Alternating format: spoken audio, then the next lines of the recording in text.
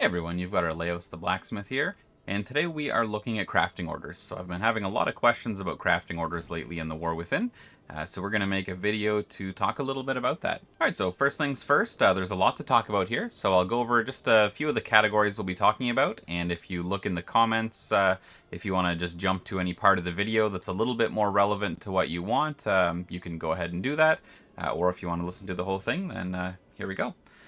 So we'll talk about the different order types, whether it's public, guild, or personal. We'll talk a bit about the treaties, so the plus knowledge point items that you can make. We're going to talk about the Spark of Omens, the different qualities, whether it's the materials that you're getting or the item that you'd like to craft. We've got item enhancements and optional reagents, so that's missives and embellishments. And then we will talk a little bit about recrafting, because that is something that everybody needs to do at some point. So we'll jump right into it. First things first, we're going to talk about where you go in Dornegal. So we'll put our map up here in Dornegal. Just next to the fissure, we've got our coordinates up here as well. And the person that we're looking at here is the Clerk Gretel. We will go ahead and speak to her, and it's going to open up a UI that looks very similar to the auction house. Now this is going to be the place that you can go to craft anything that you need. So what I've done is set a few things as favorites, something that I may make more than once. So things like my treaties, depending on what your professions are, these are something that you can use once a week, and it gives you 1 knowledge point. So it costs somewhere right now, let's say 794 gold. It's probably closer to around 1,000 gold for what it costs to make, depending on the cost of the reagents. So if you want to go ahead and get yourself some knowledge points each week, then you can pick these up. You may even just have them in your bags from what you've looted on the dirt piles, and you can send it either as a public order to anyone, or if you know someone who is a scribe, then you can send it directly to them. So the treatise on mining, blacksmithing, and there's one for every single profession. We will take a look at our order types. So let's say you have something that you'd like to make. We've got 3 different order types available. We've got public order, we've got guild order, and we've got personal order. So public order is something that's available to anyone. So when you make a public order, it goes to any crafters. They've got a limit of 4 per day that they can do. There is no quality minimum that you can set. It's just first come, first serve. Whoever picks up your order gets to complete it. We've got guild orders, which are similar to that. It's only available to people in your own guild. However, you can set a minimum quality. So you've got the different qualities available when you hit a guild order. If you pick a minimum quality, this means someone will not be able to complete your craft unless they can guarantee that minimum quality. So this is where you want to find someone who's actually a skilled artisan, a skilled craftsman, who can make your item to the highest quality. And it's also going to depend somewhat on the quality of materials that you choose, but we're going to get into that a little bit later. And then lastly, we have personal order. So this is where you can send an order directly to someone. So if you're looking in trade chat for someone who can craft your item to the highest quality, this is where you can send it directly to that person, and you can set a minimum quality to make sure that they actually complete it for you. Whereas if you hit a public order, you have no choice. You're just going to get whatever quality it comes out as. You have no option to pick a minimum quality when you're submitting a public order. We've got your commission, so you can go ahead and put a tip. If you're using a public order where someone's limited to 4 orders per day, they tend to hold off for some orders that are worth a little bit more. So if you're putting in a really low commission and you notice that your item's not getting done, that may be why. Or it's possible just nobody can do it. You can always try trade chat to look for someone who can craft it. Often you'll have a craftsman whisper you and say, hey, I can make your item, but I'm all out of public orders. If you want to send me a personal order, then I can complete it for you. So that's something that can definitely happen. If that does happen, you simply cancel your order. It'll send the items back to your mailbox, loot the items from your mailbox, and resubmit your order as a personal order with that person's name, and pick a minimum quality if you had discussed that in advance with your crafter.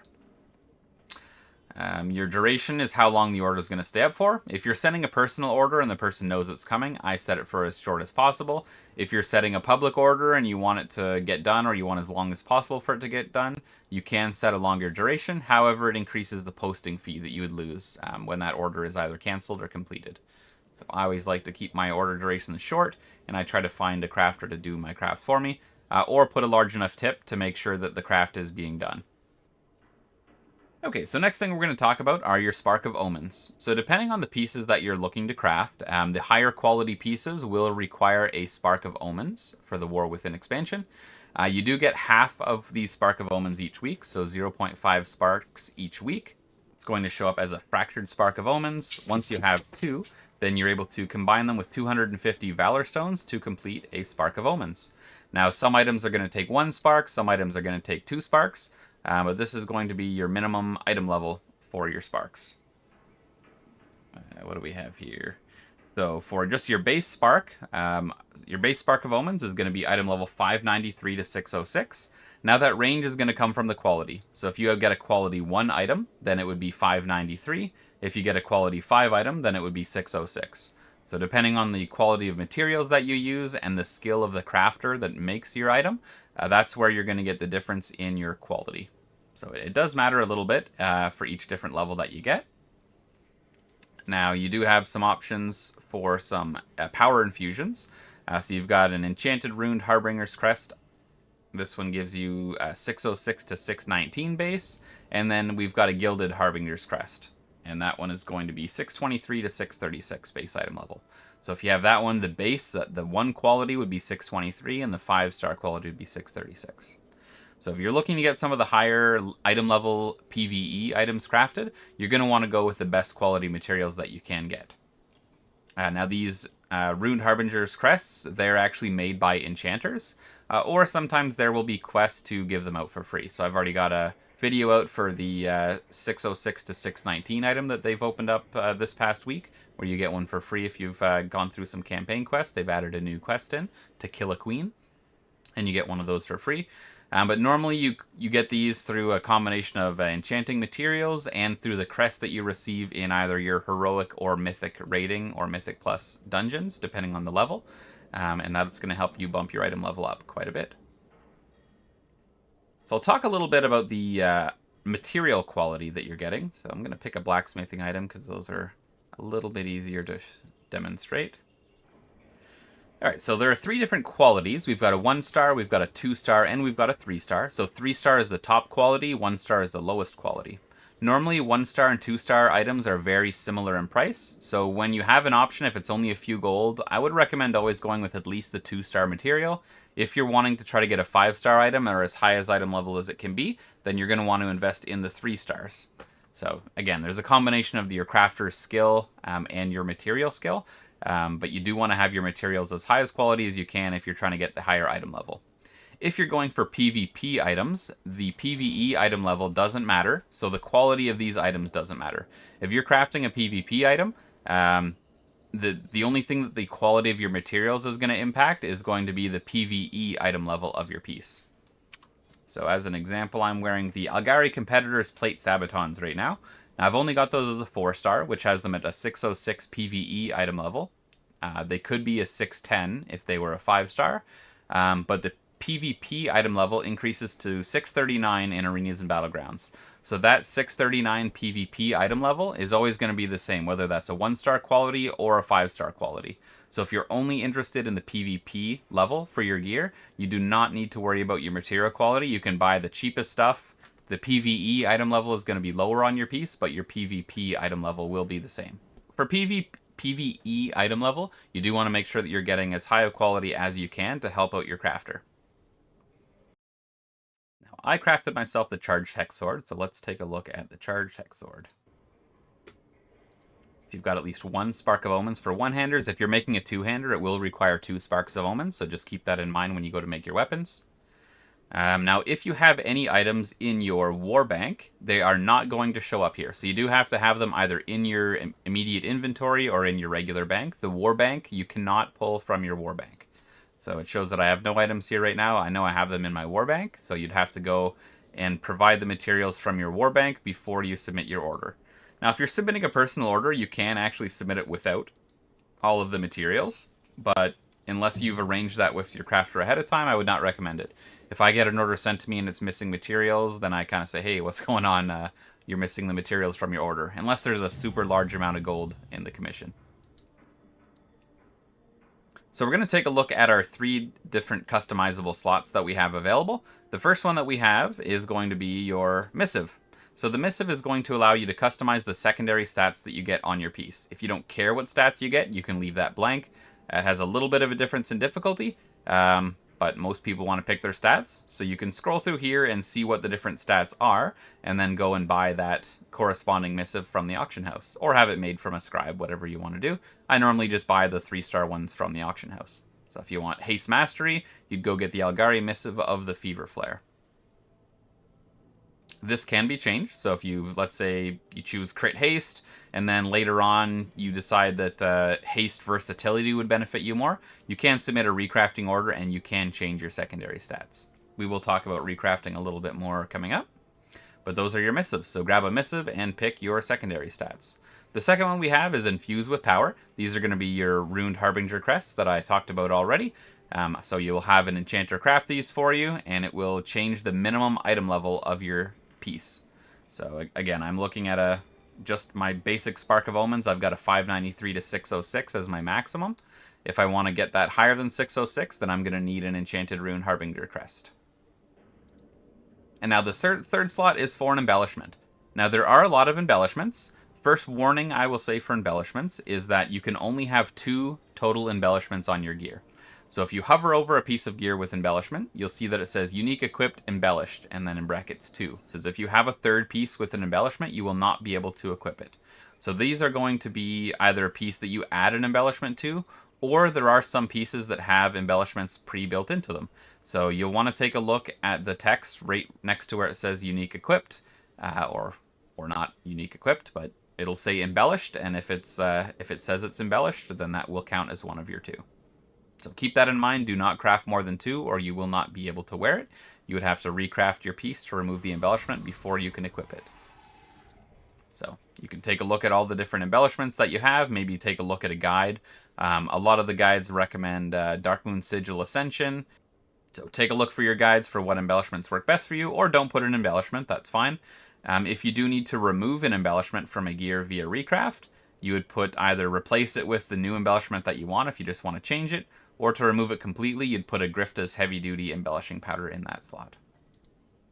So, same thing. Once you've completed the order with your 3 optional slots filled up, or if you don't have it, if you're just doing the basic one, the only thing you want to do are customize your stats, or if you don't even want to customize your stats, you can submit the order as it is.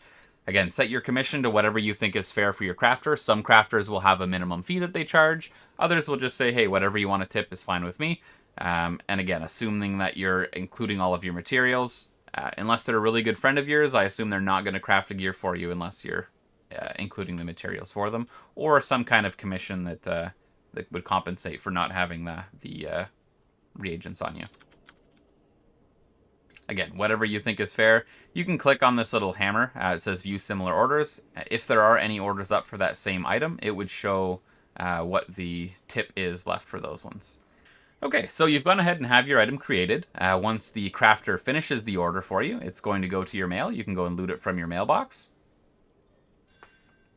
And then you can equip it. Let's say you do need to make some changes. In this same UI for our crafting orders people, at the very top you'll see there's a Start Recrafting Order button. So this is where you're going to change one of the items that you already have. So let's say I've got my Charge Hex Sword.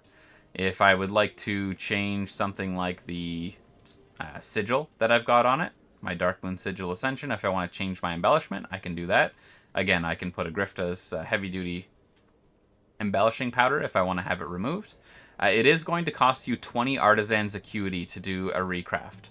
So if you don't have a profession, you may want to pick one up just so that you can get some Artisan's Acuity. You do get an initial bag of it from the people here at the crafting orders inside their building. There's a quest that gives you, I think, 200 or 300 to start. But once that runs dry, you would not be able to recraft any more gear. So if you level your professions for all the knowledge that you're getting, it does give you a small bit of Artisan's Acuity each time you get a knowledge point. So that's what the weekly treatises are for. They'll help you get some extra Artisan's Acuity if you don't want to do anything at all. But at least having some profession is going to be needed if you want to recraft items. So you'll see the recraft cost is much less than my initial cost. So it's only 2 sanctified alloy and 5 charged alloy, as opposed to the initial order cost quite a bit more.